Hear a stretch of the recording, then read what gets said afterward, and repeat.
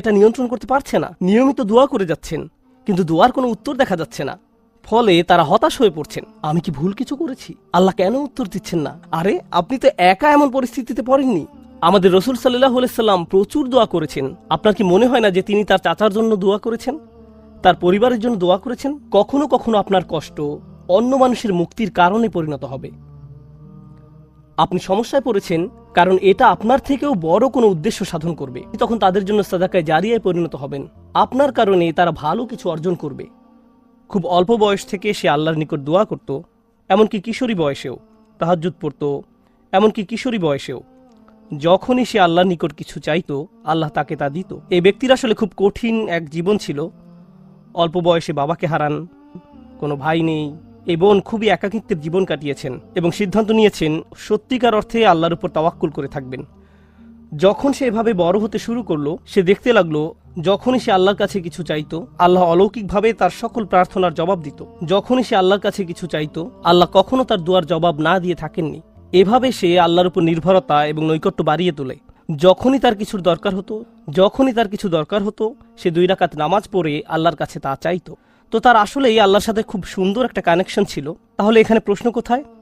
প্রশ্ন আসে এই ব্যাপারটা থেকে যে সম্প্রতি তার জীবনে সে অপ্রত্যাশিত কিছু কঠিন সমস্যার মুখোমুখি হয়। তাই সে আল্লাহর প্রতি ইবাদতের পরিমাণ আরও বাড়িয়ে দেওয়ার সিদ্ধান্ত নিল, দোয়ার পরিমাণও বাড়িয়ে দিল, কারণ তার সমস্যা বৃদ্ধি পেয়েছে। সে ভাবল সমস্যা যেহেতু বেড়েছে তাই আল্লাহর কাছে সমাধানের জন্য দোয়ার পরিমাণও বাড়াতে হবে। তাই সে এমনটা করলো। সে এত বেশি নামাজ পড়লো, এত বেশি পরিমাণে রোজা রাখলো যে জীবনে কখনো এত রোজা রাখেনি। আল্লাহর কাছে কাকুতি মিনতি করত, কান্নাকাটি করত, যেভাবে সে পূর্বে কখনো করেনি। কিন্তু সমস্যা আরো খারাপ হতে থাকলো, পরিস্থিতির কোনো উন্নতি হচ্ছে না। তখন সে মনে মনে ভাবতে লাগলো, মনে হয় আল্লাহ আমার উপর খুশি নয়, কারণ আগে আমি দোয়া করতাম আর সব দোয়ার উত্তর পেতাম। আমার আগে তো এই সমস্যা ছিল না। যখনই আমার কিছু দরকার হতো আল্লাহর দিকে ফিরতাম আর আল্লাহ আমার সমস্যার সমাধান করে দিতেন। কিন্তু এখন আমি দোয়ার পর দোয়া করেই যাচ্ছি, আল্লাহর কাছে ভিক্ষা চেয়েই যাচ্ছি, আমার সমস্যার কোনো সমাধান হচ্ছে না, শুধু আরো খারাপ হচ্ছে। এর কারণ কি হতে পারে? তার মাথায় এই ধারণা ঘুরতে থাকলো, নিশ্চয়ই আমি ভুল কিছু করেছি। আল্লাহ আর আমার দোয়ার জবাব দিচ্ছেন না, কারণ কোনো কারণে আমি অযোগ্য হয়ে পড়েছি। আল্লাহর ভালো মানুষের তালিকায় আমি আর নেই। আমি এই খুতবা দেওয়ার সিদ্ধান্ত নিয়েছি কারণ সমাজে এই ধরনের চিন্তা খুবই কমন, যা একজন মানুষের মাথা নষ্ট করে দিতে পারে। আমরা দোয়া করি আর আমরা আশা করতে থাকি আল্লাহ আজ্জা জাল্লা আমাদের একটা উত্তর দিবেন, আল্লাহ আমাদের সমস্যা সমাধান করে দিবেন। মূলত 2 ধরনের দোয়া আছে আমাদের অধিকাংশের জন্য। আমি এমন দোয়া সম্পর্কে কথা বলছি যা আমরা নিজেদের জন্য করি। এক প্রকার দোয়া হলো আমরা আমাদের বর্তমান সমস্যা সমাধানের জন্য দোয়া করি। আমাদের সমস্যা আছে, কিছু পরিস্থিতিতে আটকা পড়ে গেছি, আমরা চাই আল্লাহ আমাদের আরো খারাপ কোনো সমস্যায় পড়ে যাওয়া থেকে রক্ষা করুন, আমাদের ভালো যা আছে তা যেন তিনি রক্ষা করেন, ইত্যাদি। আর অবশ্যই আমরা আমাদের ভবিষ্যতের জন্য দোয়া করি, আমরা নিজেদের জন্য দোয়া করি, সন্তানদের জন্য দোয়া করি, এখন সবকিছু ভালো আছে, ইয়া আল্লাহ এভাবেই যেন থাকে। এই ধরনের দোয়াগুলো আমরা নিজেদের জন্য করে থাকি। যে বিষয়টির উপর আজ গুরুত্ব আরোপ করতে চাই, আগের একটি খুতবা এটা নিয়ে আমি কথা বলেছিলাম, কিন্তু আজকের খুতবাটি কিছুটা ব্যতিক্রম। এই জন্যই আমি মরিয়ম সালামুন আলাইহাকে বাছাই করেছি। শুরুতে সবাইকে একটা ব্যাপার স্মরণ করিয়ে দিতে চাই, আপনার দোয়ার উত্তর তাৎক্ষণিকভাবে পাওয়া যাক বা না যাক, এর সাথে আল্লাহ আপনার উপর সন্তুষ্ট আছেন কিনা তার কোনো সম্পর্ক নেই। এর কোনো সম্পর্ক নেই তার সাথে। এই দুইটার মাঝে কোনো সংযোগ নেই। আর যদি কোনো সংযোগ থাকতো তাও আপনি জানতেন না। কারণটা কি? আপনারা জানেন, আমরা সবাই জানি নূহ আলাইহিস সালামের কথা, যিনি খুবই স্নেহময়ী পিতা ছিলেন। তিনি দাওয়াত দিয়েছেন 950 বছর যাবত। কল্পনা করতে পারেন? আপনাদের কি মনে হয় তিনি তার সন্তানের জন্য দোয়া করেছেন? তিনি তার স্ত্রীর জন্য দোয়া করেছেন? নাকি তাদের ব্যাপারে কোনো পরোয়া করেননি? যিনি তার জাতির জন্য এতটা যত্নশীল হতে পারেন, তারা তাকে থুতু নিক্ষেপ করেছে, অপমান করেছে, তারপরেও তিনি আবারও তাদের কাছে গিয়েছেন। এভাবে 950 বছর যাবত। আপনাদের কি মনে হয় তিনি নিজের ছেলেকে উপেক্ষা করেছেন, নিজের স্ত্রীর কথা ভুলে গেছেন? তিনি তাদের জন্য বছরের পর বছর দোয়া করে গেছেন, তারা নিজেদেরকে পরিবর্তন করেনি। ব্যাপারটা কি এমন নয়? তিনি কি নিজেকে এভাবে দোষ দিয়েছেন যে মনে হয় আমার দাওয়াতটা ঠিকমতো হয়নি, তো আমার আর দোয়ার প্রতি কোনো গুরুত্ব দিচ্ছেন না? আলোচনাটা এভাবে শুরু করার কারণ হলো, ওই মানুষগুলো আমাদের চেয়ে অনেক উত্তম ছিলেন, তাদেরও একই রকম সমস্যা ছিল। এখানে এমন অনেক পিতামাতা আছেন যারা সন্তানদের জন্য প্রতিনিয়ত দোয়া করে যান, কিন্তু তারা দেখেন সন্তানরা ধর্ম ছেড়ে চলে যাচ্ছে, তারা অন্ধকার পথে হারিয়ে যাচ্ছে।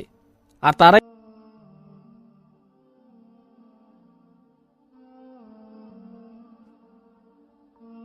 এটা নিয়ন্ত্রণ করতে পারছে না, নিয়মিত দোয়া করে যাচ্ছেন, কিন্তু দোয়ার কোনো উত্তর দেখা যাচ্ছে না।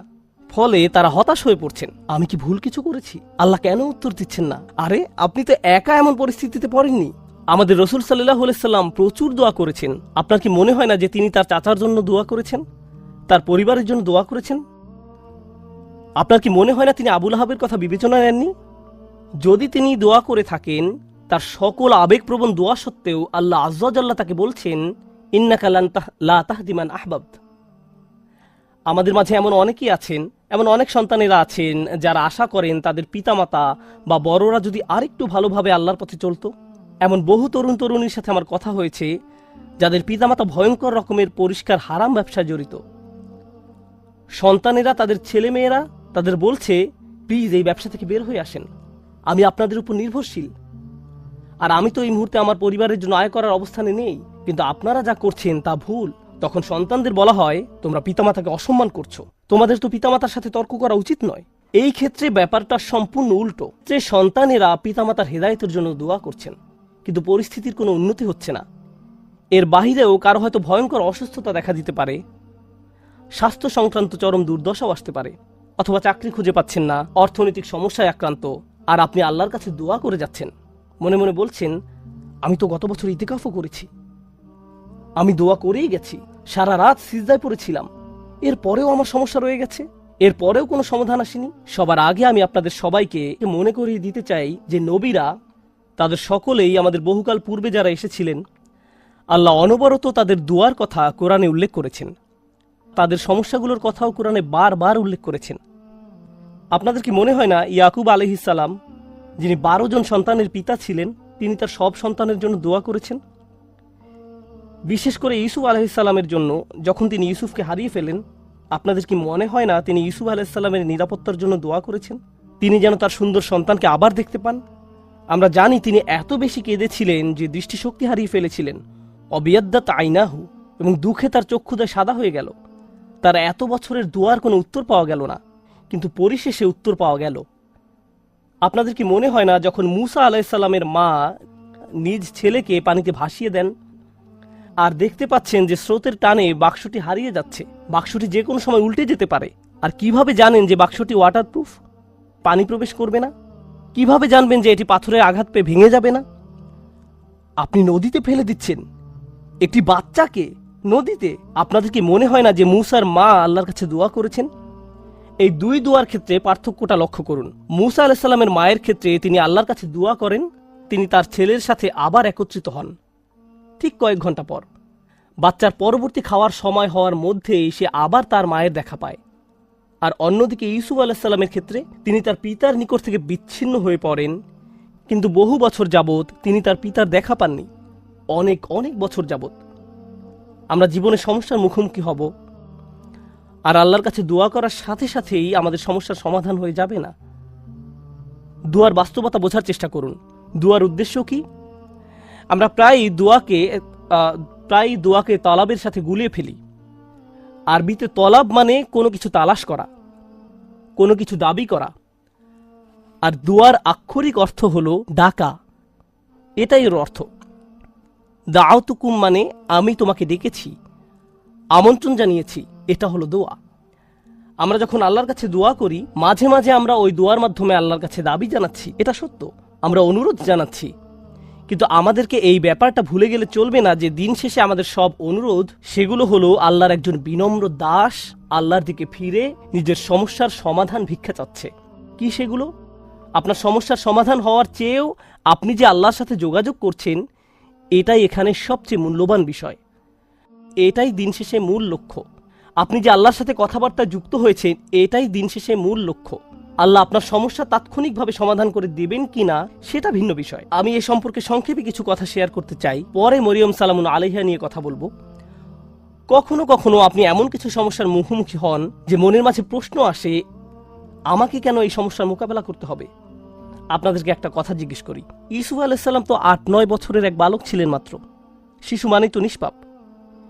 একজন শিশু এমন কি করতে পারে যার জন্য সে কিডন্যাপ হতে পারে? একজন শিশু এমন কি অন্যায় করতে পারে যার কারণে সে কুয়ার মধ্যে নিক্ষিপ্ত হবে? একজন শিশু কি করতে পারে যার কারণে সে দাস হিসেবে বিকৃত হবে ভিন্ন একটি দেশে? আর তিনি প্রাপ্তবয়স্ক হওয়ার পর কি অন্যায় করেছেন যার কারণে তাকে কারাগারে নিক্ষিপ্ত হতে হবে মিথ্যা একটা অভিযোগে? তিনি তো নিজের অন্যায়ের কারণে জেল খাটেননি, তিনি নির্দোষ ছিলেন, আর তাকে এতগুলো বছর জেলে কাটাতে হয়। তাকে জীবনে এমন সব পরিস্থিতির ভেতর দিয়ে যেতে হয়, অন্য কারো এমন হলে বলতো, ভাই জীবন অন্যায্য, কি বা করার আছে, জীবন অন্যায্য। কিন্তু একজন বিশ্বাসীর ক্ষেত্রে কি হয়? সে শুধু বলে না যে জীবন অন্যায্য, সে বলে আল্লাহ অন্যায্য। নাউজুবিল্লাহ। আর আল্লাহ সূরা ইউসুফে বলছেন, আল্লাহু গালিবুন আলা আমরিহি, আল্লাহ তার সকল কাজের তত্ত্বাবধান করছিলেন। ইউসুফের জন্য যত সিদ্ধান্ত নেওয়া হয়েছিল আল্লাহ তার সবগুলোতে প্রভাব রেখেছিলেন। কিভাবে? কখনো কখনো আমি আপনি এমন কিছু সমস্যার মুখোমুখি হব, আল্লাহ জানেন ভালো কিছু সামনে আছে। কখনো কখনো ভালো যা কিছু আসছে তা আপনার নিজের জন্য, আবার কখনো বা অন্য কারোর জন্য, কখনো কখনো আপনি জীবিত থাকতেই এর উপকার পাবেন, আর কখনো কখনো এই উপকার আসবে আপনি আল্লাহর কাছে ফিরে যাওয়ার পর। ইউসুফ আলাইহিসসালামের ক্ষেত্রে কি হয়েছিল? একজন পিতা তার সন্তান থেকে বিচ্ছিন্ন হয়ে পড়েন। কিন্তু চিন্তা করে দেখুন, তাকে যদি কিডন্যাপ করা না হতো তাহলে তিনি কুয়ায় নিক্ষিপ্ত হতেন না। তিনি যদি কুয়ায় না পড়তেন তাহলে কোনোদিন মিশরে গিয়ে পৌঁছাতেন না। আর মিশরে কোনোদিন না গেলে তিনি জেলে নিক্ষিপ্ত হতেন না। আর যদি জেলে না যেতেন তাহলে জেলের ওই দুই লোকের সাথে তার কোনোদিন সাক্ষাৎ হতো না যাদের স্বপ্নের তিনি ব্যাখ্যা দিয়েছিলেন। ওই দুই ব্যক্তির সাথে যদি তার কোনোদিন দেখা না হতো, তাদের একজন বেঁচে যায় এবং রাজার খেদমতে নিয়োজিত হয়। আর যখন রাজা একটি স্বপ্ন দেখলেন, ওই ব্যক্তি তাহলে কোনোদিন বলতেন না যে হ্যাঁ, আমি এক লোকের কথা জানি যে আপনার স্বপ্নের ব্যাখ্যায় সাহায্য করতে পারবে। স্বপ্নটা কি ছিল? দেশে 7 বছর হবে প্রাচুর্যের, আর পরবর্তী 7 বছর দেশে কোনো ফসল ফলবে না, কোনো উৎপাদন হবে না, মানুষ দুর্ভিক্ষে মারা যাবে। যদি ইউসুফ জেলে না যেতেন আলাইহিস সালাম এবং তাকে মুক্তি দেওয়া না হতো ওই স্বপ্নের ব্যাখ্যা করার জন্য সেই সময়, তাহলে দেশ অর্থনৈতিক, ফাইন্যান্সিয়াল এবং সামাজিক এক দুর্যোগে পতিত হতো। লক্ষ লক্ষ শিশু দুর্ভিক্ষে মারা যেত। একজন শিশু কষ্ট স্বীকার করলো কয়েক বছরের জন্য। এক শিশুর কষ্ট স্বীকারের ফলে আল্লাহর পরিকল্পনা ছিল অগণিত পরিবারকে অনাহারে সন্তান হারানোর বেদনা থেকে রক্ষা করবেন। এই পরিকল্পনার কারণে ইউসুফ আলাইহিস সালাম জেল থেকে ফিরে এসে স্বপ্নের ব্যাখ্যা করলেন এবং অর্থ মন্ত্রণালয়ের দায়িত্ব নিলেন। আমার এক বন্ধুর নাম হয়তো আপনারা শুনে থাকবেন, তার নাম রবার্ট ডেভিলা। আমি ওই বোনকে তার সম্পর্কে জিজ্ঞেস করেছিলাম। সে বলল সে তার কথা শুনেছে। সে তার শরীরের কোনো অংশ নাড়াতে পারে না, শুধু মুখমণ্ডল ছাড়া।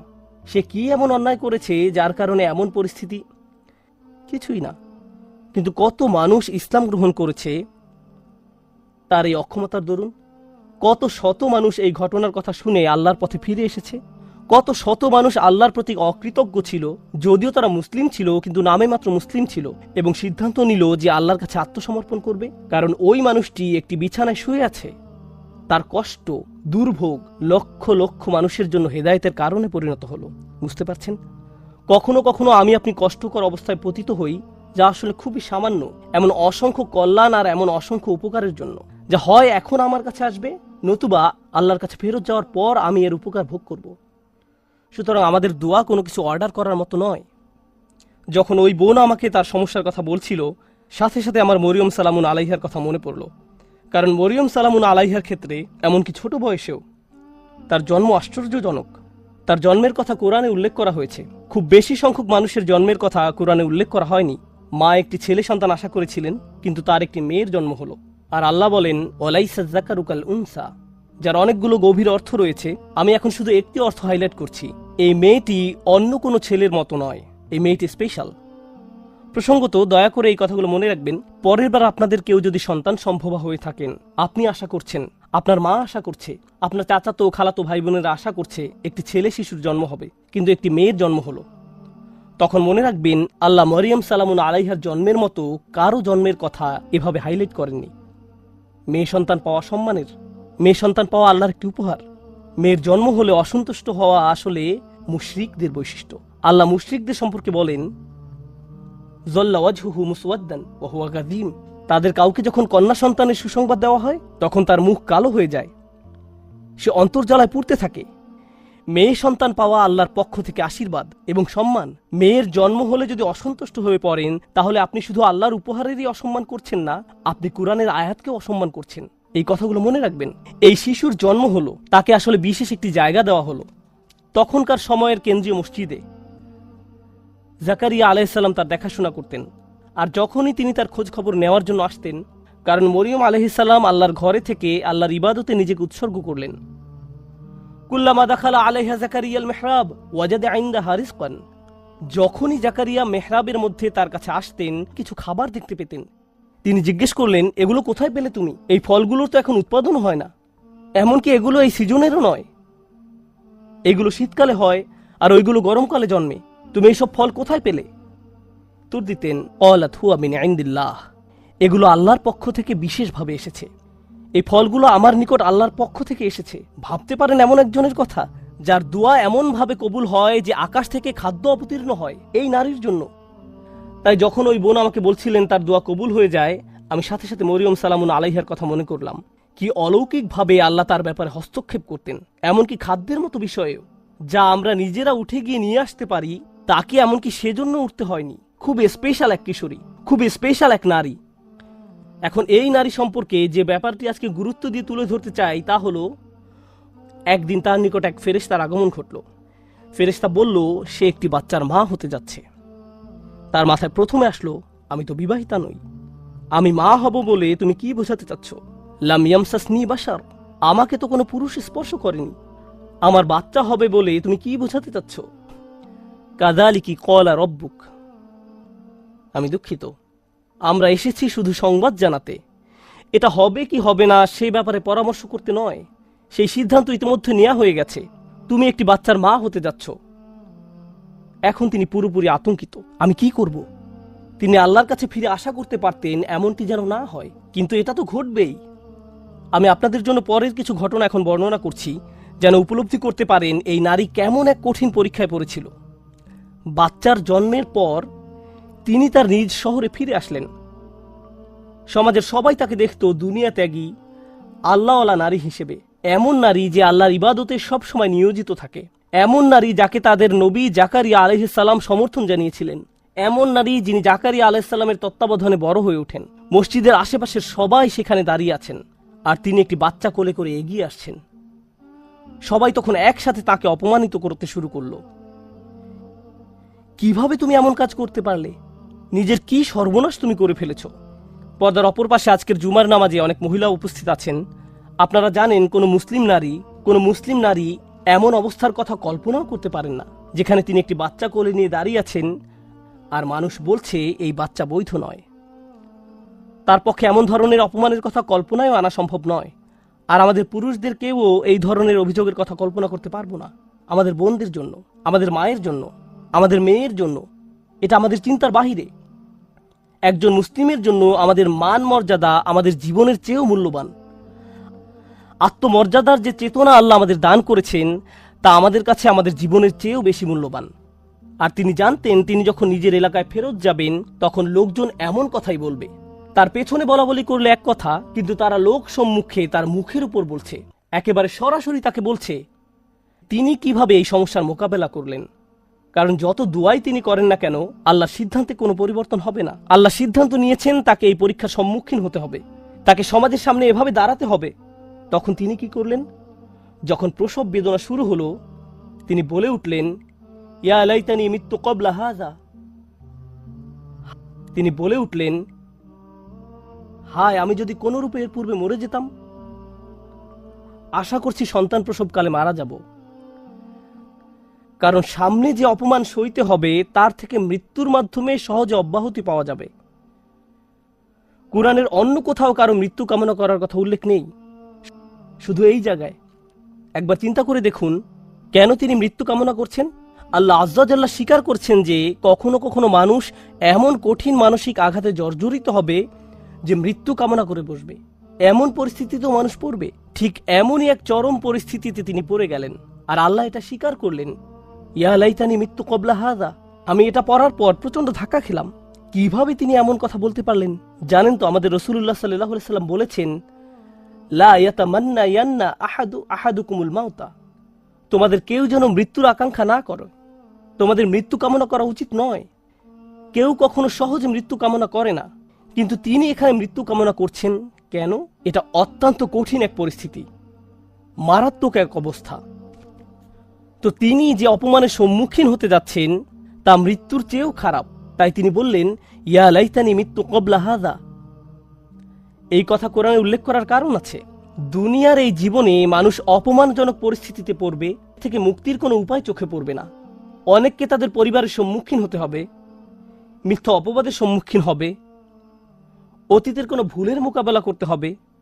কে জানে তাদের এমন ধরনের মানসিক আঘাতের মোকাবেলা করতে হবে। তখন তারা মরিয়ম সালামুন আলাইহার উদাহরণে সান্ত্বনা খুঁজে পাবেন। কিন্তু তিনি এখানেই থেমে যাননি। তিনি বললেন, ওয়াকুন্তু নাসিয়াম মানসিয়া। নাসিয়ান মানসিয়া খুবই অসাধারণ শব্দযুগল। তারা বলে ফাল ও ফিল, এবং এই দুইটি ওজন। তারা নিসিও বলে, এক কিরাতে এটাকে নিসিয়ান, অন্য কিরাতে নাসিয়ান পড়া হয়, জিবহ এর মতো। আরবি ভাষায় দুই ধরনের শব্দ আছে, জিবহ ও মাজবুহ। একইভাবে নাসি এবং মানসি, এই শব্দগুলোর প্রথমটা আসলে ব্যবহৃত হয়, আমি আপনাদের জন্য লিখে এনেছি। ولا يقال للكبش ذبح إلا إذا أعد للذبح।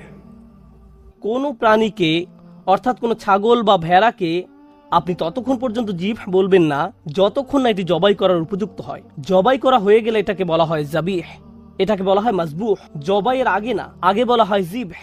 তিনি দুইটি শব্দ ব্যবহার করলেন, যদি আমি মরে যেতাম, যদি মানুষের স্মৃতি থেকে বিলুপ্ত হয়ে যেতাম, এভাবে অনুবাদ করা হয়। কিন্তু এখানে যে দুইটি শব্দ আছে সেটা ওনারা ভুলে গেছেন। একটা শব্দ নাসিয়ান, অর্থ আসলে তিনি তো মসজিদ থেকে অনেক দূরে, ঠিক না? তিনি এখন বাড়িতে অবস্থান করছেন না।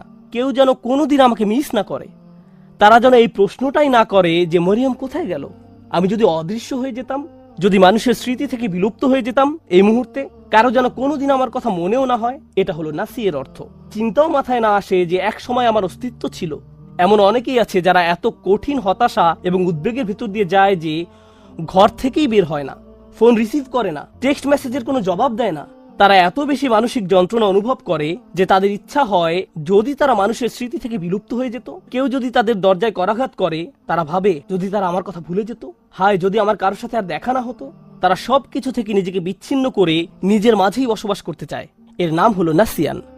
তিনি ইতোমধ্যে আশা করছেন যেন তার মৃত্যু হয়, কেউ যেন তার খোঁজ করতেও না আসে। পরবর্তীতে অনেক বছর পার হয়ে গেলে কেউ যদি না জানে তার কি হয়েছে, মানসিয়ান, ভবিষ্যতেও তার কোনো উল্লেখ কোথাও যেন না থাকে। আমি আশা করছি কেউ যেন এই মুহূর্তে আমার কথা মনে না করে, এবং আমি ভবিষ্যতেও যেন সবার স্মৃতি থেকে সম্পূর্ণ অদৃশ্য হয়ে যাই। আমি এই মহান নারীর পরীক্ষার উপর গুরুত্ব আরোপ করতে চেয়েছি, কারণ ইনি এমন একজন নারী যার দোয়া সাথে সাথেই কবুল হয়ে যেত। তাকে এমনকি খাদ্যও চাইতে হয়নি, তার জন্য ফল ফলাদি এসে উপস্থিত হতো। আর আল্লাহ তাকে এমন পরিস্থিতিতে ফেললেন, আল্লাহ তাকে এমন পরীক্ষায় ফেললেন, এই জন্য না যে আল্লাহ তাকে ঘৃণা করেন, এই জন্য না যে আল্লাহ তার কথা ভুলে গেছেন, এই জন্য না যে আল্লাহ তাকে অপমানিত করতে চান। শেষে দেখা যায় যে এই সমস্ত কিছুর মাধ্যমে আল্লাহ আসলে তাকে সম্মানিত করলেন। আল্লাহ তাকে সম্মানিত করতে চান। কোন অপমানের ভয় তিনি করছিলেন? তার অপমানের ভয় ছিল মানুষ বলবে তুমি বিয়ে ছাড়াই এই সন্তানের মা হয়েছ, তোমার এটা হারাম ছেলে। মানুষ এটাই বলবে। আর জানেন তো বাচ্চার নাম কি ছিল? তার নাম ছিল ঈসা। কোরআনে কোন নবীর নামের সাথে তার পিতা বা মাতার নাম উল্লেখ করা হয়নি। শুধু ঈসা আলাইহিস সালাম, ঈসা ইবনে মারিয়াম বারবার উল্লেখ করা হয়েছে। ঈসা মরিয়মের ছেলে, ঈসা মরিয়মের ছেলে। কোরআনে কোথাও কি আছে মুহাম্মদ আব্দুল্লাহর ছেলে? কোথাও কি পান ইয়াকুব ইসহাকের ছেলে, ইসহাক ইব্রাহিমের ছেলে, ইউসুফ ইয়াকুবের ছেলে? পেয়েছেন কখনো? না। অনেকবার আল্লাহ এই রসুলকে যখনই সম্মানিত করেছেন, সাথে সাথে তার মাকেও সম্মানিত করেছেন। প্রসঙ্গত বিষয়টা গুরুত্বপূর্ণ। আরবরা যখন ইবনে বলে, বা এমনকি সেমেটিক মানুষরা যখন ইবন বলে, ঠিক পরেই তারা পিতার নাম উল্লেখ করে। তারা পিতার নাম বলে। আপনার নামের শেষাংশ আসে পিতার কাছ থেকে। আল্লাহ এই সাধারণ নিয়মের বাহিরে গিয়ে মানুষকে মনে করিয়ে দিয়েছেন যে তার কোনো পিতা নেই, আর আমি সাধারণ নিয়মের বাহিরে গিয়ে এই মাকে সম্মান দেখাবো। ঈসা ইবনে মারিয়াম। প্রতিবার আল্লাহ এই অপমানের কথা উল্লেখ করেছেন অন্য কারণে। আর এই বিষয়টা বলেই আমি আমার খুতবার সমাপ্তি টানছি। কখনো কখনো আপনার কষ্ট অন্য মানুষের মুক্তির কারণে পরিণত হবে। আপনি সমস্যায় পড়েছেন কারণ এটা আপনার থেকেও বড় কোনো উদ্দেশ্য সাধন করবে, তখন তাদের জন্য সাদাকায়ে জারিয়ায় পরিণত হবেন। আপনার কারণে তারা ভালো কিছু অর্জন করবে। মারিয়াম সালামুন আলাইহার এই কষ্ট থেকে প্রতিবার যখন কোনো নারী অপমানিত হয়, প্রতিবার যখন কোনো নারী অপবাদের শিকার হবে, প্রতিবার যখন কোনো নারী কামনা করবে যদি সে মরে যেত পরিস্থিতির মুখোমুখি হওয়ার চেয়ে, তখন সে মরিয়ম সালামুন আলাইহার কষ্টের মাঝে নিজের সান্ত্বনা খুঁজে পাবেন। আর যখনই কোনো নারী সান্ত্বনা খুঁজে পাবে, মরিয়ম সালামুন আলাইহার মর্যাদা এতে আবারও বেড়ে যাবে। সুবহানাল্লাহ। আমাদের দোয়ার মাধ্যমে আমরা আল্লাহর সাথে সংযোগ স্থাপন করি। আমাদের দোয়া এমন কিছু নয় যার মাধ্যমে এই দুনিয়া জান্নাতে পরিণত হবে। পৃথিবীর এই জীবনে পরীক্ষা থাকবেই। আমাদের চেয়ে বহুগুণে উত্তম মানুষদের জীবনে সমস্যা ছিল, আর এটা ঠিক আছে। লাকাদ খলাকনাল ইনসানা ফি কাবাদ, আমি মানুষকে সৃষ্টি করেছি অত্যন্ত কষ্ট ও শ্রমের মাঝে। কষ্ট ক্লেশ জীবনেরই অংশ। দুয়ার উদ্দেশ্য হলো আমাকে আপনাকে এই কষ্টগুলো মোকাবেলায় সাহায্য করা। আর কখনো ভুলে যাবেন না যে আল্লাহ আমাদের সাথে আছেন। আল্লাহ আজ্জা জাল্লাহ আমাদের সেসব মানুষদের অন্তর্ভুক্ত হওয়া থেকে রক্ষা করুন যারা ঈমান হারিয়ে ফেলে। আল্লাহ আজ্জা জাল্লাহ আমাদের মর্যাদা দান করুন এবং আমাদের এই কথা স্মরণে রাখতে সাহায্য করুন যে মানুষ আপনাকে অপমানিত করতে চাইবে যেভাবে তারা মরিয়ম সালামুন আলাইহাকে অপমান করেছিল। লোকে আপনার সম্পর্কে কি মনে করে আর আল্লাহ আপনার সম্পর্কে কি মনে করেন, এর মাঝে বিশাল পার্থক্য আছে। কারণ আপনি যদি লোকের কথা মানেন তাহলে মরিয়ম ছিলেন সমাজের সবচেয়ে অপমানিত, আর যদি আল্লাহর কথা মানেন তাহলে তিনি ছিলেন মানব ইতিহাসের সবচেয়ে মর্যাদাবান নারীদের একজন। তাই আমরা আল্লাহর কথা মানব। ওয়ালাকাদ কাররামনা বানি আদম, আর আমি তো আদম সন্তানদের সম্মানিত করেছি। আল্লাহ আজ্জা জাল্লাহ আমাদেরকে তার নিকট সম্মানিত মানুষে পরিণত করুন, মানুষের নিকট সম্মানিত করার